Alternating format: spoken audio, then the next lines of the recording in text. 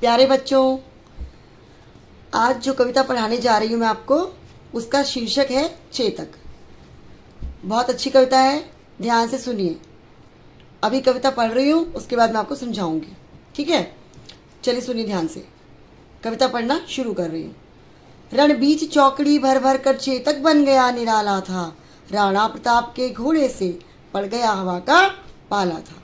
गिरता न कभी चेतक तन पर, राणा प्रताप का कोड़ा था। वह दौड़ रहा अरि मस्तक पर, वह आसमान पर घोड़ा था। जो तनिक हवा से बाग हिली, लेकर सवार उड़ जाता था। राणा की पुतली फिरी नहीं, तब तक चेतक मुड़ जाता था। कौशल दिखलाया चालों में, उड़ गया भयानक भालों में। निर्भीक गया वह ढालों में, सरपट दौड़ा करवालों में। वह यहीं रहा अब यहाँ नहीं, वह वहीं रहा अब वहाँ नहीं। थी जगह न कोई जहाँ नहीं, किस आर्य मस्तक पर कहा नहीं। बढ़ते नद सा वह लहर गया, वह गया गया फिर ठहर गया। विकराल वज्रमय बादल सा अरि की सेना पर घर गया। भाला गिर गया गिरा निशंग, है टापों से खन गया अंग। बैरी समाज रह गया दंग, घोड़े का ऐसा देख। बैरी समाज रह गया दंग, घोड़े का ऐसा देख। श्री श्याम, इस कविता के जो कवि हैं श्री श्याम नारायण पांडे जी हैं। कितनी प्यारी कविता लिखी है। महाराणा प्रताप का तो आपने नाम सुना ही होगा। महाराणा प्रताप का संबंध राजस्थान राज्य से है। तो वो बहुत ही बलशाली, बहुत ही पराक्रमी राजा थे। तो उनके घोड़े की बात की जा रही है इस कविता में। उनके घोड़े की विशेषताओं के बारे में बताइए। उनका एक घोड़ा था, उसका नाम चेतक था। तो चेतक कैसा घोड़ा था, उसकी ही विशेषताओं के बारे में कि इसमें क्या खास बात थी, उसके बारे में इस कविता में बात की गई है। अब मैं इसको समझाने जा रही हूँ, तो ध्यान से सुनिए। रण मतलब युद्ध क्षेत्र, बीच चौकड़ी भर भर कर। जो युद्ध क्षेत्र है जहाँ पे युद्ध हो रहा होता था, कहीं भी युद्ध हो रहा होता था, और जब महाराणा प्रताप जी अपने घोड़े बैठ के जाते थे तो वो घोड़ा कैसे कौशल दिखलाता था कि चेतक वहाँ पे, जैसे कि एक जब कोई युद्ध क्षेत्र में कोई जाता है, कोई सैनिक जाता है, तो उसमें एक अलग ही जोश होता है ना? तो सैनिकों में जोश तो होता ही है, राजा में जोश होता ही है, लेकिन उस घोड़े में भी अजब का जोश था। बहुत ही उसमें भी बहुत फुर्ती थी। तो उसी के बारे में बात कर रहे हैं कि जब वो रण बीच में पहुँचता था घोड़ा, तो वो चौकड़ी भर के, मतलब कूद कूद के चलना, है ना? तो चौकड़ी भर करके वो इतना निराला बन गया था कि कभी इधर कभी उधर, इतना तेज, इतना फास्ट, बहुत तेज दौड़ता था वो कि सोचता था इंसान कि वो अभी यहाँ है और एक सेकंड में पलक झपकते ही वो दूसरी जगह पहुँच जाता था। तो चेतक जो था वो निराला बन गया था। उसमें भी युद्ध क्षेत्र में जाके उसमें भी जोश की भावना आ गई थी कि दुश्मनों का सामना करना है, शत्रुओं का मुकाबला करना है। सिर्फ ये नहीं कि उसके जो महाराणा प्रताप है वही सिर्फ करेंगे सामना या सैनिक ही करेंगे, बल्कि वो खुद भी वहाँ पर जाता था युद्ध क्षेत्र में एक सैनिक के समान, जोश से भरा हुआ। तो वो रण के बीच में चौकड़ी भर भर के कूद कूद करके इधर से उधर दौड़ता था। इस प्रकार से दौड़ता था कि देख के लोग सोचते थे वो तो निराला ही हो गया था, बिल्कुल खास अलग ही हो गया था। लोग सोचते ये हो क्या रहा है, राणा प्रताप के घोड़े से पड़ गया हवा का पाला था। ऐसे लगा हवा के समान, वो तेज हवा से पड़ गया हवा का पाला था। जैसे बहुत तेज आंधी चलती है, तूफान चलता है, तो हवा कितनी तेज होती है ना, कोई हिसाब नहीं उसका कोई कर सकता कि कितनी तेजी से हवा चल रही है। तो वही बिल्कुल हवा के समान वो भी बहुत तेज दौड़ रहा था इधर से उधर। गिरता न कभी चेतक तन पर, राणा प्रताप का कोड़ा था। जैसे अगर कोड़ा सब शब्द है ना, कोड़ा एक शब्द है, कोड़ा एक है घोड़ा। तो घोड़ा कैसा था, जैसे कोड़े के समान था। कोड़ा आपने देखा होगा, अंग्रेजों को भी देखा होगा आपने, कभी पिक्चर में देखी होगी, कभी आपने कोई फिल्म देखी होगी जिसमें जो अंग्रेज थे या कभी कोई राजा महाराजा किसी को सजा देते थे। तो कोड़ा क्या होता है कि जैसे दुपट्टा होता है ना, चुन्नी, उसको पूरे बल दे दिए जाएँ, किसी कपड़े को ऐसे बल दे करके कि जैसे चोटी बनती है उसकी बना करके और ऐसे बल दे करके उसको बहुत मजबूत सा कर लिया जाता है, बहुत हार्ड आता है ना? वो उसको जैसे चोटी समान, जैसे चोटी होती है ना बच्चों, देखा होगा आपने मम्मी, ये देखिए ये है, मान लीजिए ये मास्क मान लीजिए। अब इसको अगर हम ऐसे करके कुछ किसी को कुछ करेंगे तो क्या होगा कि किसी चोट नहीं लगेगी। लेकिन जब इसको हम ऐसे बल दे करके इसको हम इसको बहुत मजबूत कर लेंगे ऐसे करके, है ना? ऐसे बहुत मजबूत कर लेंगे। अब जब उसको किसी को मारेंगे तो कितना वो देखिए कितना स्ट्रांग हो जाएगा, कितना इससे चोट लगेगी। जब ये बहुत ऐसे ही चुन्नी है, वो कोई कपड़ा हो मोटा सा और उसको हम बना लें तो देखो कितना ये इसको कोड़ा कहा जाएगा। ऐसे ही बना लिया जाए तो ये जो एक बन जाएगा ना, ऐसे देख रहे हो आप ये हार्ड सा, इसको हम कोड़ा कहते हैं। इससे जो किसी को मारते हैं तो उसकी चोट बहुत बहुत ही तेज होती है और उसका घाव पड़ जाता है। तो वो जब किसी को मारते हैं तो कैसे मारते हैं, ये तो नहीं कि एक पहले मारा फिर आराम से रुक गए फिर मारा। जब पनिशमेंट देते हैं, गुस्से में होते हैं या कोई सजा दी जाती है किसी को, तो ये नहीं कि एक मारा कोड़ा और फिर रुक गए, ऐसा नहीं होता, लगातार नॉन स्टॉप मारते जाते हैं। तो उस कोड़े के समान ही था कि गिरता न कभी चेतक, मतलब लग नहीं रहा कि तन पे गिर रहा है, चल रहा है, लेकिन वो असर उतना ही करता था, वो चोट उतनी बचाता था, कोड़े के समान ही, कभी इधर कभी उधर।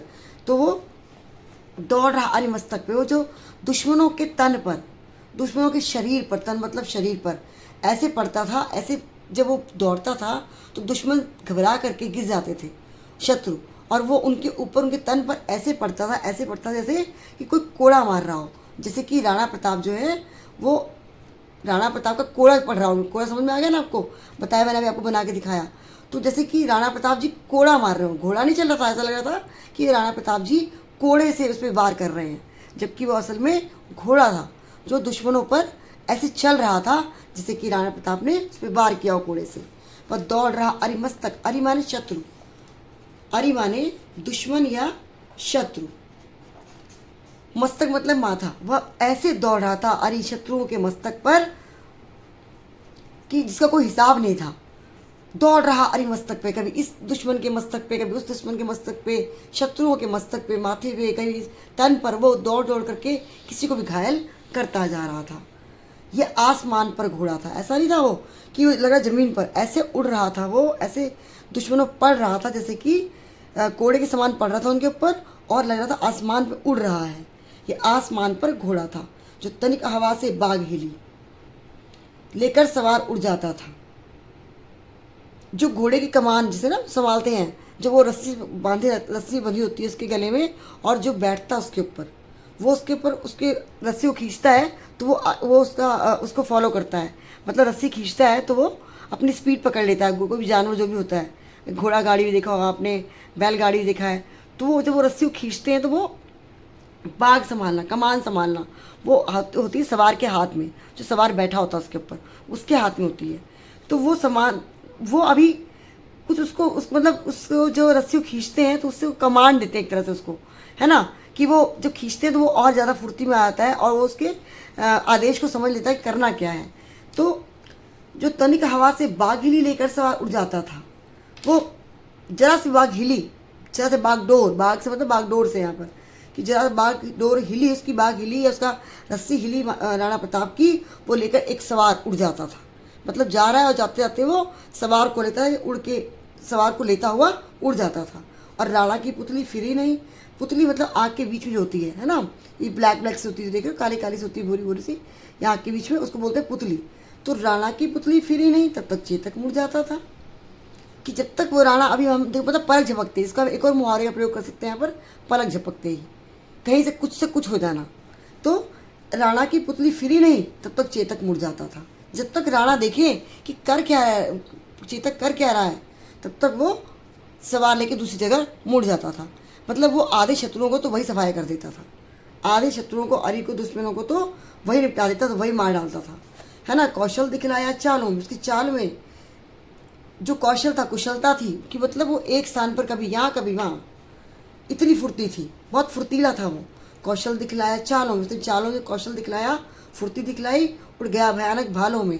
उसको दुश्मन मारने के लिए कि इस घोड़े को हम मार डालें, तो दुश्मन थे, शत्रु थे, भाला फेंक के मारते थे। भाला भी एक औजार, देख रहे हो ये भाला है, इसको हम भाला कहते हैं। तो लोग जो दुश्मन थे वो उसको, घोड़े को मारने के लिए भाले को फेंकते थे, ऐसे जोर से फेंकते थे ताकि वो भाला उसको लगे और घोड़ा मर जाए। लेकिन वो क्या करता था, उड़ गया भयानक भालों में, भाला इधर से उधर निकल जाता, इतनी स्पीड से भागता था वो कि जब वो भागता था तो साइड से भाला निकल जाता था। निर्भीक गया और ढालों में, सरपट दौड़ा दौड़ा करवालों में। करवाल, कर मतलब तलवार, कर मतलब तलवार, और तलवार वाले, कर वाले मतलब तलवार वाले, जिनके हाथों में तलवार थी, जो उसको वार करना चाह रहे थे, तलवार लेकर के जो दुश्मन घोड़े को मारना चाहते थे वो उनमें भी सरपट दौड़ा, इतनी तेज दौड़ा कि इतनी फुर्ती से कि वो उसका कुछ बिगाड़ नहीं पाते थे। निर्भीक मतलब निडर होकर के, वो निडर होकर के वो दौड़ रहा है और इधर से उधर वो पहुंच रहा है और उसको कोई इतनी फुर्ती इसके अंदर है कि कोई उसको शत्रु पकड़ नहीं पा रहा है, कोई उसको भाले से नहीं मार पा रहा है, कोई तलवार हाथ में लिया हुआ है लेकिन वो मार नहीं पा रहा है, बल्कि वही शत्रुओं को मार दे रहा है घोड़ा ही अपने कभी पैरों से और कभी अपने जब वो दौड़ रहा है तो किसी न किसी को साथ में मारता हुआ निकल जा रहा है। वह यहीं रहा, अब यहाँ नहीं। जब तक लोग देखते हैं, दुश्मन देखते हैं, महाराणा प्रताप देखते हैं, तब तक वो यहाँ है और एक सेकंड में वो दूसरी जगह पहुँच गया है। अब वहाँ नहीं।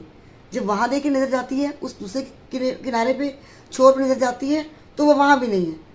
तब तक नज़र वहाँ देखते कि अरे घोड़ा है कहाँ, चेतक वहाँ है, अच्छा वहाँ है। जब तक वो देखते कि वहाँ है अब वार करें, तब तक वो वहाँ भी नहीं है। थी जगह न कोई जहाँ नहीं, ऐसी कोई जगह नहीं थी रण क्षेत्र में जहाँ वो पहुँच ना पाया। ये नहीं कि एक स्थान पर खड़ा हुआ, वो कहीं भी दौड़ जा रहा है, कहीं भी पहुँच जा रहा है, किस अरि मस्तक पर कहाँ नहीं। ऐसी कोई जगह नहीं थी रण क्षेत्र में जहाँ वो ना पहुँचा हो चेतक। और ऐसा कोई, ऐसे जो अरि मतलब शत्रु के मस्तक, ऐसा कोई नहीं जिसके पर ना पहुँचा हो। उसे कहीं ना कहीं से घायल किया ही था, या तो अपने पैरों उसके टाप से, या फिर वो किसी को लेकर उड़ जाता था, किसी को धकेल देता था अपने दौड़ से, किसी पर चढ़ जाता था, मतलब सबको ही वो घायल करता जा रहा था। बढ़ते नद सा वह लहर गया, वह गया गया फिर ठहर गया। जैसे नदी की लहरें होती है ना, वैसा ही वो लहरें उठ रही हैं, गिर रही हैं, उठ रही गिर रही हैं, ऐसा होता है नदियों में, समुद्रों में। वो उसके समान ही वो कभी इधर कभी उधर, मतलब पता ही चल रहा है कहाँ। वो गया गया फिर ठहर गया, कहाँ गया, अच्छा उधर गया। जब तक वार करने के शत्रु पहुँचते थे कि वहाँ ठहरा हुआ है, वहाँ पहुँच गया है, लेकिन वहाँ से फिर गायब हो जाता था। विकराल वज्रमय बादल सा, विकराल मतलब भयंकर, विकराल मतलब भयंकर, और वज्रमय, वज्र मतलब वज्र के समान, जो पत्थर के समान कठोर, वज्र मतलब पत्थर, कठोर, उसके समान कठोर। अरे की सेना पर इतना वो शक्तिशाली, इतना कठोर था, इतना वो भयंकर था। विकराल मतलब भयंकर, डरावना, मतलब उसके चालों से, उसके फुर्तीला होने से, जो एक सेकंड में यहाँ कभी वहाँ, उसकी फुर्ती से, है ना, वो सारे के सारे लोग जो थे वो घबरा गए थे। सारे दुश्मन जो समाज था वो दंग रह गया था कि घोड़ा है ये, क्या है ये, जो हम लोगों को छोड़ ही नहीं रहा है किसी को भी, और किसी को भी वार करने का अवसर भी नहीं दे रहा है। तो घोड़े का ऐसा देख करके सारा बैरी समाज, बैरी मतलब शत्रुओं का समाज, जो शत्रु सेना थी वो सब दंग रह गई थी, इतना वो फुर्तीला था। चेतक कौन था, चलिए पहले शब्दार्थ देख लेते हैं एक बार, उसके बाद बेटा बच्चों कविता समझ में आ गई। जो चेतक था वो बहुत ही फुर्तीला था, बहुत तेज़ दौड़ रहा था, बहुत कुशलता थी उसके अंदर, और वो भी एक सैनिक के समान ही शत्रुओं की सेना पर वार कर रहा था।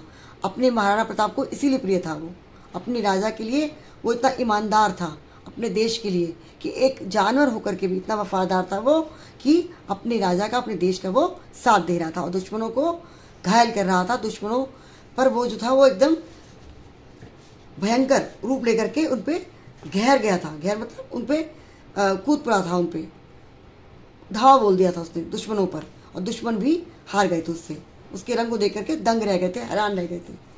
तो अब चलिए शब्दार्थ देख लेते हैं। रण मतलब युद्ध, आरि मतलब शत्रु, निर्भीक मतलब निडर,